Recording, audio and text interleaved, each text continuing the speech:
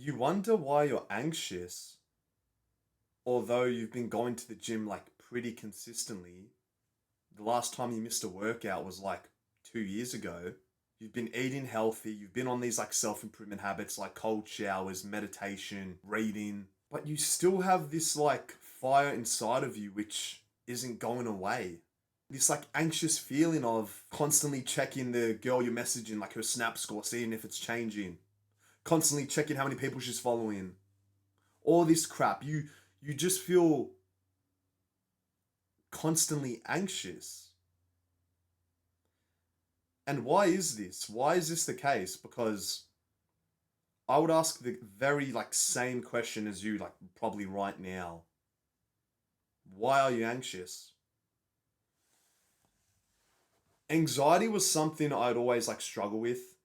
I used to be that type of guy who would just like shit the fucking bed if I had to go to like the grocery store to get some groceries. I would always get like extremely paranoid if like people were looking at me. It was uncomfortable. I was that guy who would like never raise his hand in class and like overthink how to pronounce my own name when like the teacher was marking the roll. I've always had this like anxiety about me, and I knew it was something I can fix. I knew it was something I can combat and improve on. I just lacked the self awareness. I lacked the education. I lacked the data sets. Up until honestly 2 months ago. 2 months ago, I was doing more research about this, and there was this YouTuber who mentioned the book Attached by Dr. Emil Levine, if that's how you pronounce it. Sorry, brother. And in this book, it starts to educate me. It starts to tell me that 80% of our development, yes, like around like 80% of our development, we develop the most in our childhood when we're being raised, how we're conditioned. And I started to say to myself, okay, Adrian, no, I wasn't getting like absolutely abused when I was a kid. No, I'm not saying that. But what I'm saying, what I started to realize was at times, maybe when I was growing up, when I was like 2, 3, 4, 5 years old, maybe at times I didn't get the love I felt like I deserved. Maybe at times I'd see my parents arguing. Maybe at times I'd start to feel anxious like a lot more because I'm looking back at my childhood, and I know this can sound like pretty deep, but I guess living in a family with like three other siblings, so what, four of us, at times my parents probably found it like hard to like share the love between each and every one of us. So this made it feel like for me that love was just like an off and on switch. Off on. Constantly playing with my emotions, on and off, on and off, on and off. In this book, it starts to speak more about the attachment styles. If you've never heard of what attachment styles are, pretty much there's three attachment styles. There's anxious, there's avoidant, and there's secure. So I started to read more about these attachment styles, like, oh, which one am I? Oh, no shit, I'm anxious. It clicked instantly. I'm like, oh, yeah, this makes sense. I'm the anxious attachment style. And most likely, if you've been watching my videos, you probably relate with me just a little bit, and you probably are as well.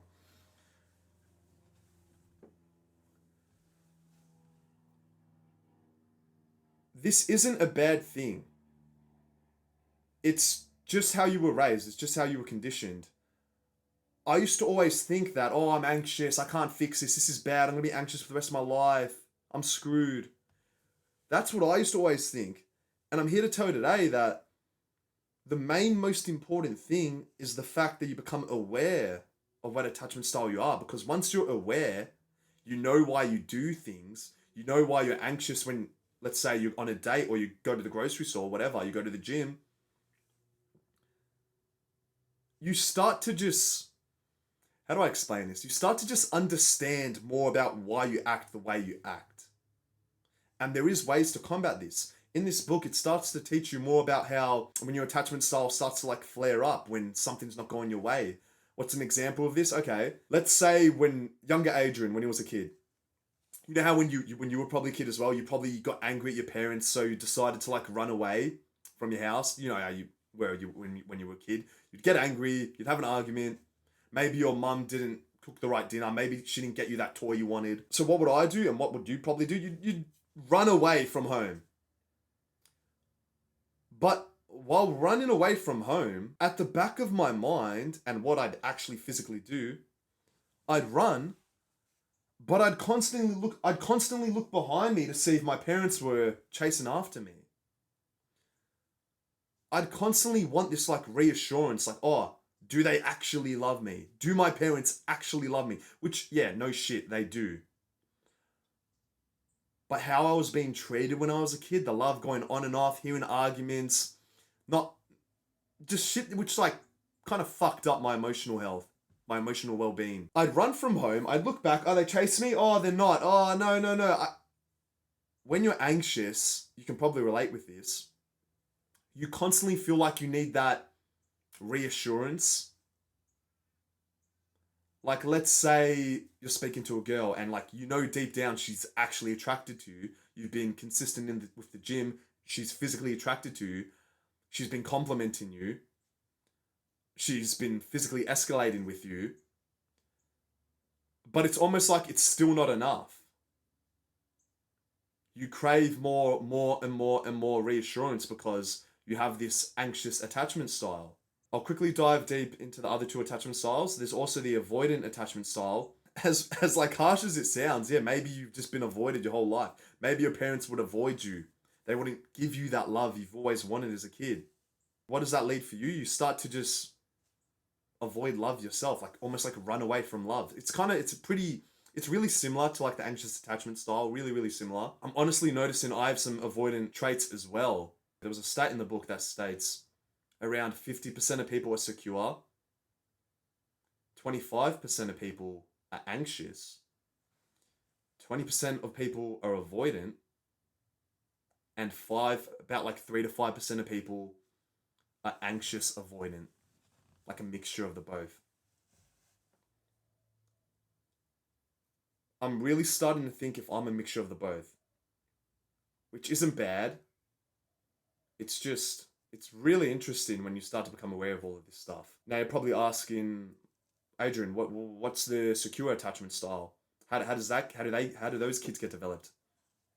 The secure attachment style are the guys or girls who, when they were little, their parents would like constantly give them the validation. They would constantly love him, wouldn't argue as much, not much like physical trauma. They'd get the love they deserve, and when these kids would grow up, they're just more physical. Like, you know those guys who are just more physical? Those girls who are just like more out there, not really afraid to express their emotions and feelings, unlike the avoidant and anxious types of people. It's most likely you're not the secure attachment style.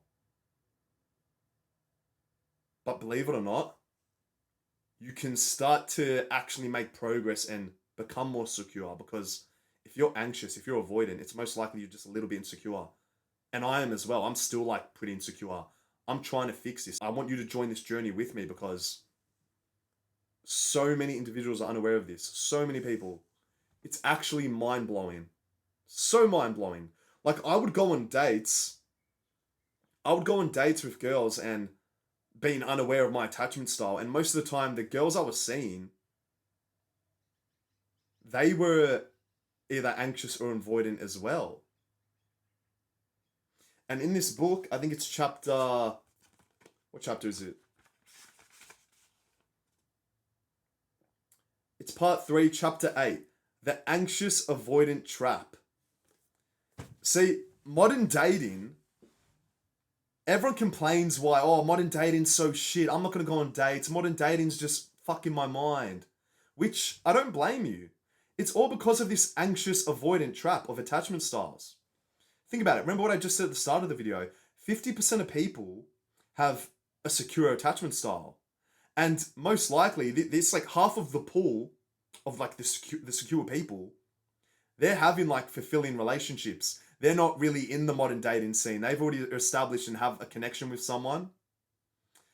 The other 50% is what, like 25% anxious, 20 to 25% avoidant. This sums up most of modern dating.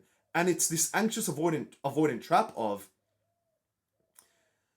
The anxious guy or girl constantly being like needy, constantly having that feeling of like they need that reassurance to express themselves. And most of the time they're trying to express themselves to the avoidant guy or girl. See, the avoidant guy or girl is constantly like running away from love, constantly avoiding conflict, constantly avoiding having to like express himself. The anxious person wants to express himself, but he needs that reassurance from the other person. The avoidant person isn't giving him the reassurance. So it's this constant up and down roller coaster of emotions, which I haven't heard one person speak about in terms of like dating advice. See, I was unaware of this. I would go on dates not being like aware of what my attachment style was. And most of the time I was dating like some anxious slash avoidant person. And it was just this constant mind fuck of no one effectively communicating what they want. Effective communication is everything. And as an anxious guy, you probably watching as well, you can probably relate with this. It's something we struggle with so much. We don't like expressing ourselves because of how we were conditioned when we were little. How we've kind of like have this mindset of, oh, love is bad. It's bad to express yourself. And you just kind of like stay in your insecure shell. What if I was to tell you that the main thing right now, which is holding back and like limiting your dating life, is the fact that you haven't developed a secure relationship with yourself? You're still insecure. And yes, so am I. But if you can be on the right path trying to fix this, trying to promote this, trying to learn more about what the secure attachment style does and try to like follow that, trying to re-implement it, almost like fake it till you make it sort of thing. Because you think about it, all of these habits with self-improvement, when I was skinny, I would imagine myself, okay, I'm going to be jacked, I'm going to be jacked. And eventually I became jacked, right? I was watching fitness videos about how to get jacked, but I wasn't jacked first, obviously. I was skinny. But sooner rather than later, I became jacked. I've been saying to myself the last couple months, why don't I start to copy more of what a secure person does? Why don't I start to have the same mindset and data sets of what they have? Because this insecure mindset isn't really helping me. Since I'm the anxious attachment style, if I was to potentially go out and see a secure person, that would actually be like the most beneficial thing for me and probably you as well. But like I just said at the start, I was unaware completely of what attachment styles were before reading this book. I'm still pretty new to this. I've literally only read this book like one time. It's like what, 270 pages? I've only read it once. And sorry. Take a quick drink. I've been ranting a lot.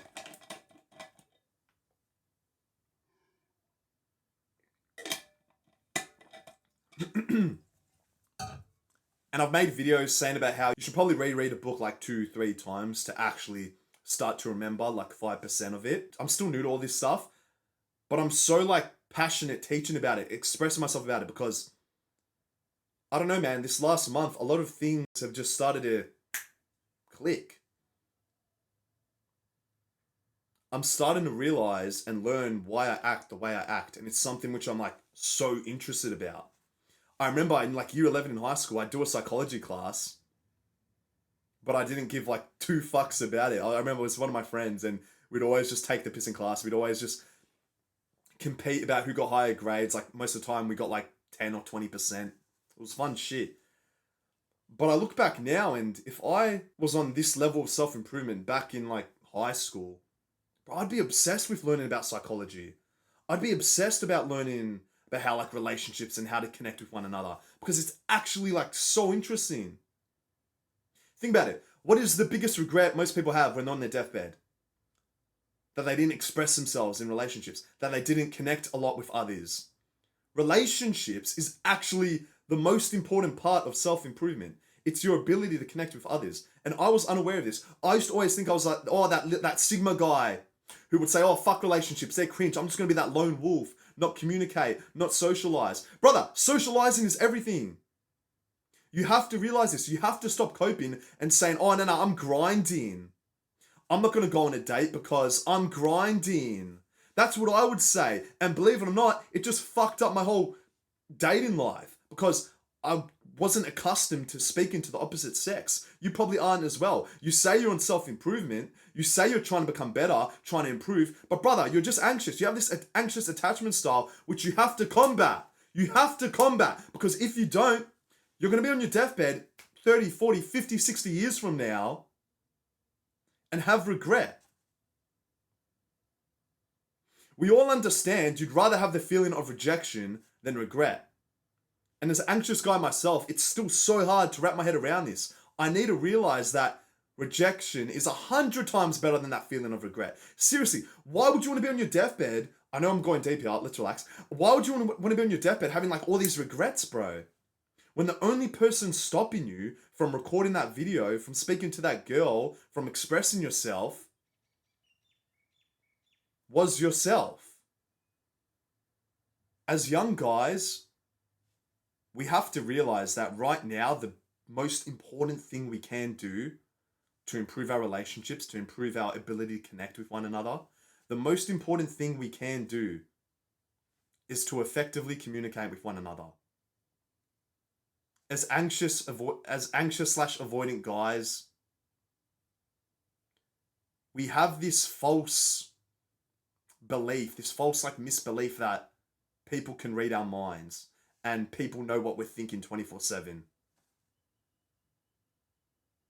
Obviously, yeah, we don't have fucking brain reading abilities. Obviously, this is false. But it's like when we were little, we'd watch these movies with like these Hollywood relationship dating movies where it almost made you start to think like, oh, she can read my mind. I don't have to effectively communicate. She can read what I'm thinking. I don't have to express myself. That's what those movies kind of teach you when you're a kid. And they kind of condition you, kind of make you feminine, not masculine, and tell you that, oh, you don't have to effectively communicate. That's cringe. That's cringe. It's not cringe. If anything, it's just going to improve your relationships. And then people cope and say to me, oh, Adrian, what if I effectively communicate with her or him and she doesn't like me? This is what you probably think. This is starting to click now, because this is what I would always say to myself. Oh, I don't want to show her my real self. I don't want her to know I'm anxious. I don't want to effectively communicate with her. Brother, if you can effectively communicate with her or him sooner rather than later, you find out and get the answers you want. If she likes you, congratulations. Now you don't have to do all these fucking stupid mind games, these stupid games which just fuck your mental health, make you overthink, make you anxious, make you needy. The sooner you can effectively communicate, the sooner you find out if you're actually compatible with her. Because if you effectively communicate and it turns out she's like, oh, sorry, we don't really match. It's like, okay, that's great. Now I know. Now I don't have to be constantly like overthinking about this relationship, which wouldn't have gone anywhere for like the next 2-3 months. Now it's just out of the window. We've thrown the trash out early and we're on to the next mission. That's what dating should be. The whole point of dating and relationships is to try find out if you're compatible with someone.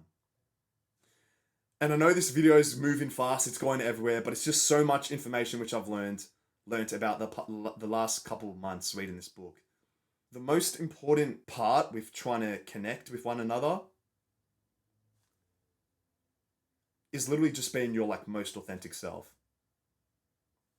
And this was probably one of the biggest mistakes I had in my dating life. It was not being authentic.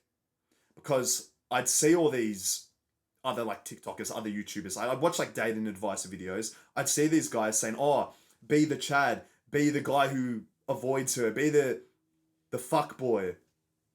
And I went through that phase, and I'm here to tell you today that mentally, emotionally, physically, everything, it's not good for you. It's really not. Being inauthentic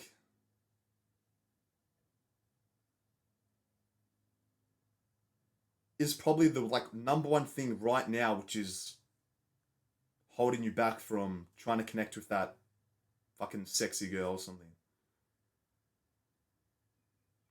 Because I'd have this mindset of, oh, if I can act like the Chad, if I can do what these guys are telling me online, if I can speak to her like that, if I can reply to her text messages after 6 hours, if I can do all these things, it's going to increase my percentage chance of sleeping with her.